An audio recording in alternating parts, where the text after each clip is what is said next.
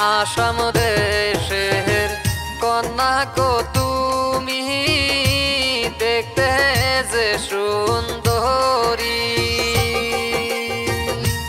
প্রথম দেখায় হাসি গো দিয়া মনটা নীলা কারি। দুপুর বেলা কোথায় যাও গো নতুন শাড়ি পরি, কিবা নামটি তোমার গো কন্যা, কোথায় তোমার বাড়ি?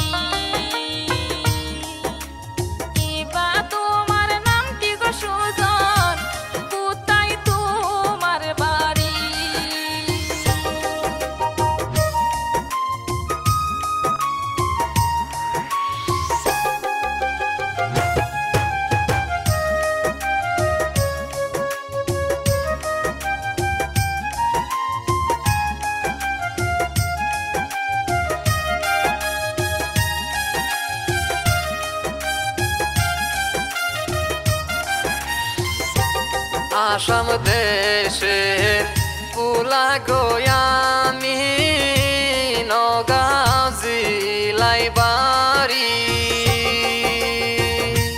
নামটি আমার নুহু আলম জেঙ্গুনিতে বাড়ি।